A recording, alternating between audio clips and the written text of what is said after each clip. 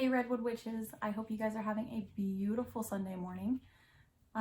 Today's video is going to be more of a tea time. I don't actually have tea, but I've just started calling any video where I talk about anything kind of witchy and just like vlog about witchy things tea time. So I think that's just going to kind of be what all of these are called. It's just tea time videos. Sorry, princess.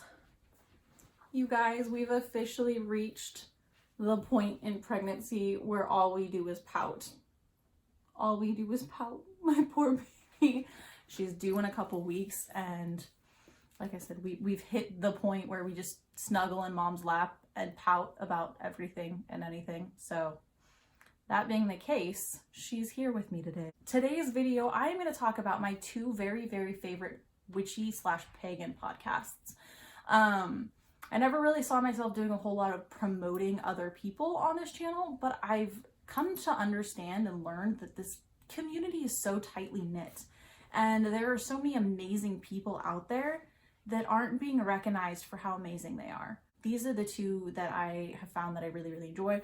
One of them was recommended to me. The other one I found. I listen to all of my podcasts through Castbox. It's an app, it's free. All the podcasts that I listen to are 100% free. So, and that all goes through that app. The first podcast that I want to talk about today is called 3 Pagans and a Cat. It is the number 3 Pagans and a Cat. This is one that was recommended to me really early on in my witching career by a really good friend of mine and my teacher as well. So these were two people, separate people, that had told me that I should listen to 3 Pagans and a Cat. And they didn't really tell me why, but I started listening to them, and I love the dynamics of the podcast. And I have listened to every single episode that they release. Every single one of their episodes is typically about an hour long, and I have binge listened to 63, 64 episodes. I'm currently caught up, and they should be releasing a new one now today, because they are officially on a weekly schedule. So if you guys really like witchy content that comes out consistently, they are a really good one. So I guess the basic premise of the podcast, it's called 3 Pagans and a Cat, obviously. At first, they didn't actually have a cat. It was just the 3 pagans, but their names are Car, Gwen, and Ode. They're not here where I live, but they're locally based out of Michigan, and they take paganism. They have got a really cool dynamic about them. So it's a mom, a dad, and a child. Dad is Car, Gwen is mom, and then Ode is I believe she's non-binary.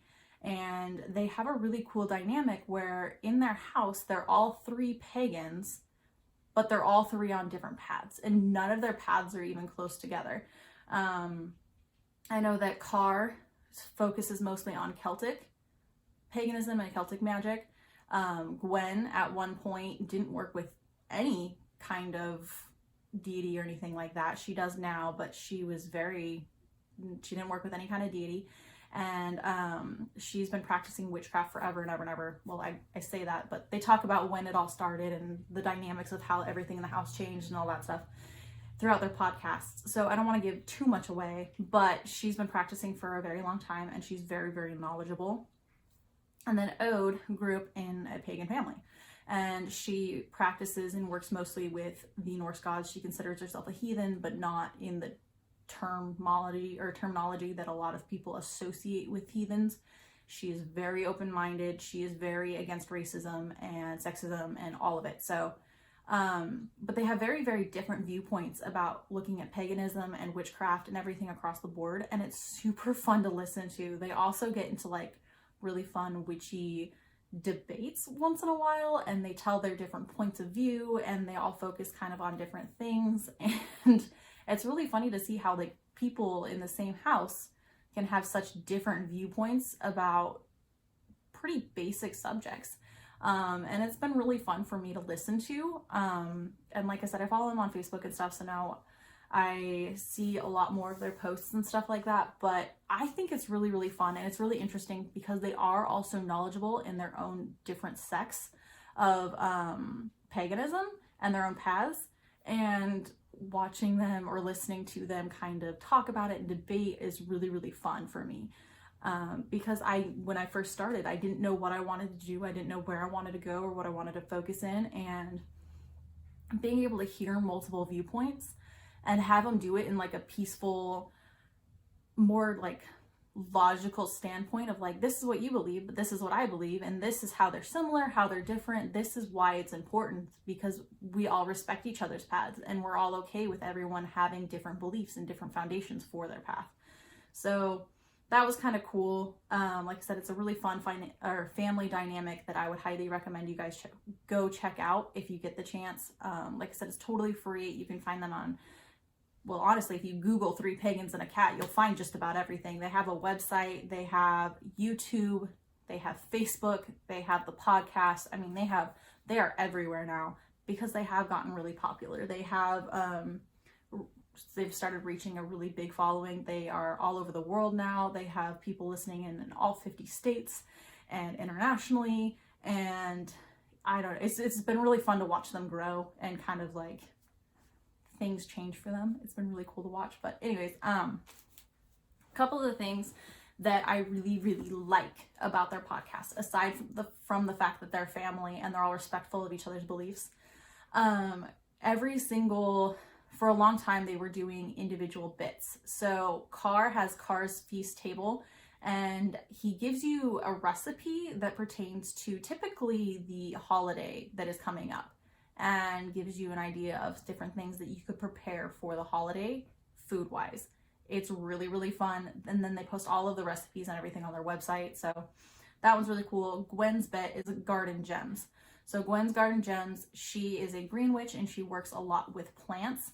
And so she has a different plant that she talks about, which obviously resonates really, really well with me. And so she'll go into detail about a different plant and what its magical properties are and different things like that. And that's called Gwen's Garden Gems.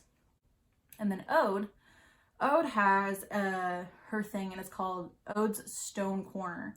And is another thing that really, really resonates well with me is Ode's Stone Corner, because I like stones and I like rocks. And she breaks down a specific rock and its properties, and she goes into like its physical properties and its magical properties and why it is the way that it is and different things like that. They do mini-series. Their first mini-series that I really, really liked was called Wheel of the Year. And so every time a holiday would come up, before the holiday happened, they would break down the holiday to its very, very basics. They would debunk myths about the holiday. They would talk about the holiday, what you could do for the holiday, and give you a bunch of really good options of things that you can do, ways that you can do ritual, things that you can celebrate, how to get your kids involved in it. I mean, they really break it down really, really nicely. And so that was called the Wheel of the Year. And being a baby witch, not knowing anything about any of the holidays, it's a really, really good place to start. The next one that was really good for me as a baby witch was the Building Your Book series. Breaks down the building blocks of how to build a book of shadows or a grimoire or whatever you want to call it. That one was really, really good for starting a grimoire. I had no idea where to start. I had no idea what I was doing.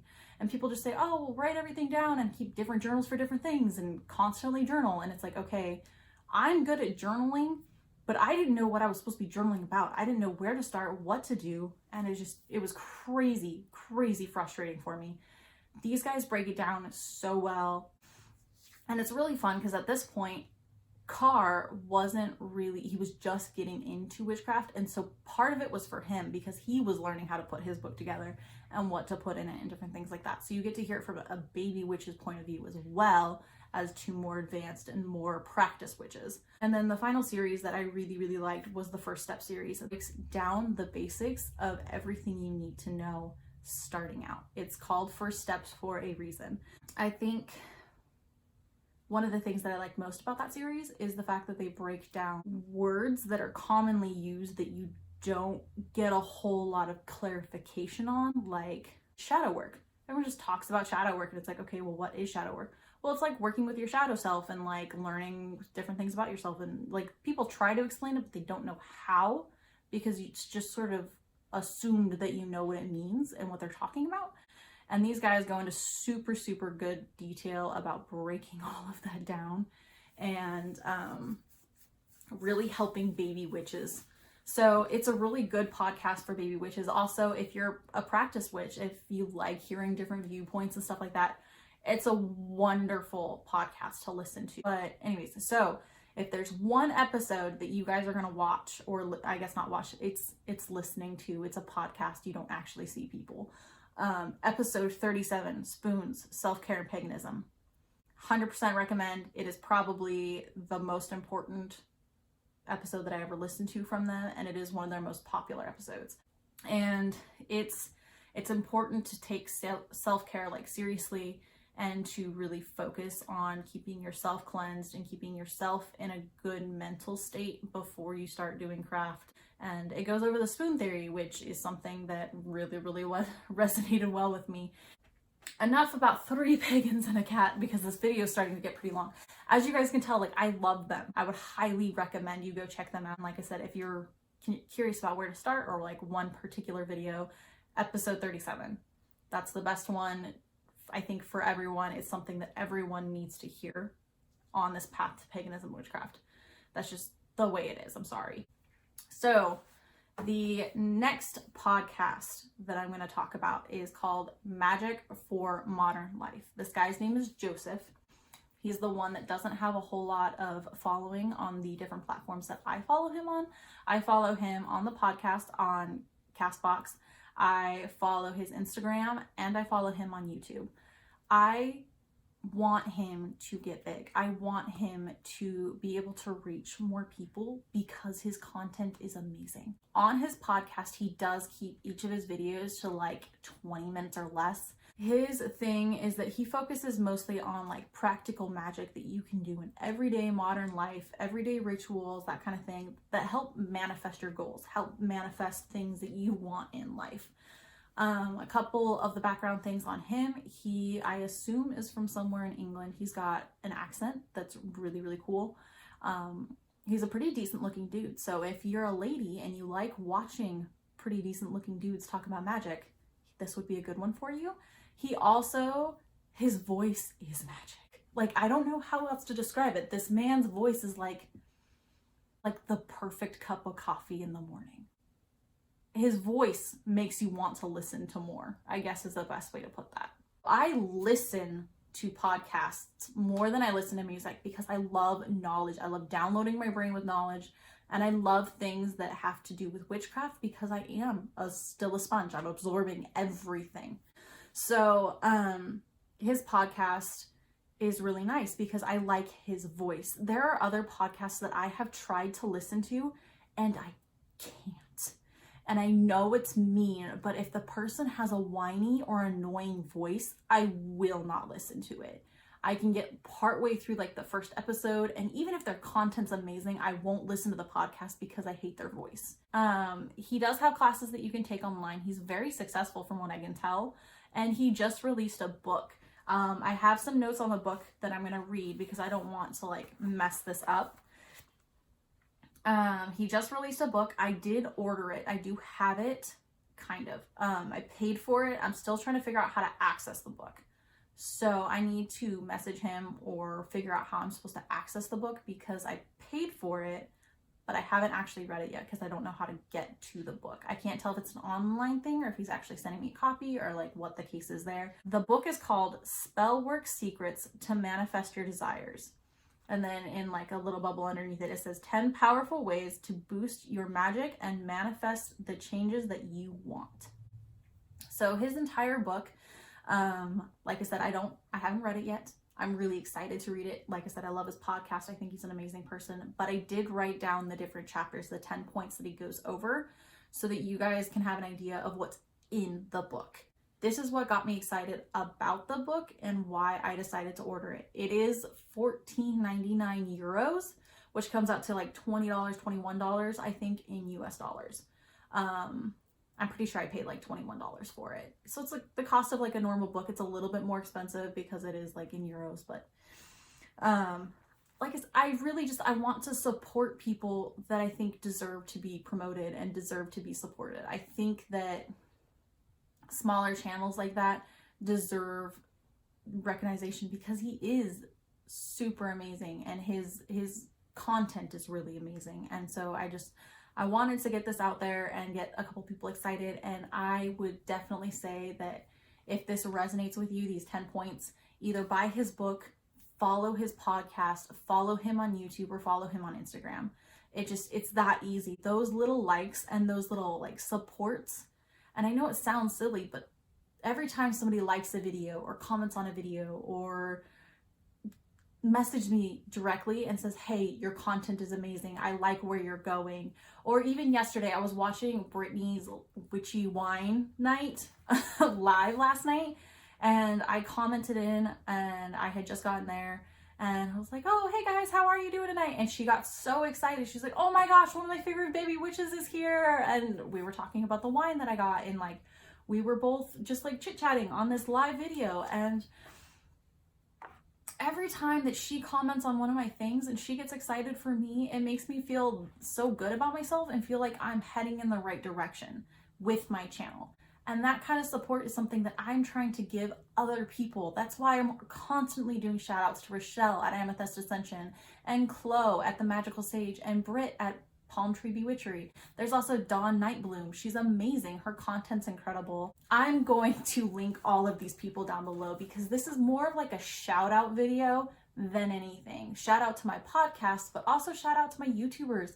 This pagan YouTube community is so uplifting, so kind, so genuine.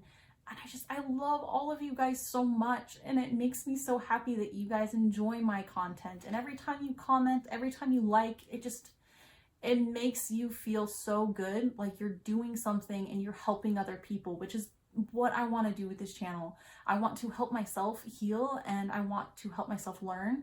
This channel is kind of like my own personal book of shadows, my own personal grimoire. And I was going back, I was watching a couple of my older videos, and I know I haven't been up long, but just in the last 2 months, I watched my first video and my most current video back to back. I watched the first one, and then I watched and I am a completely different person. Not only am I starting to talk louder on my channel because I recognize that my voice is really quiet, I am getting a microphone. I am actively working towards getting a microphone so that you guys can hear me better.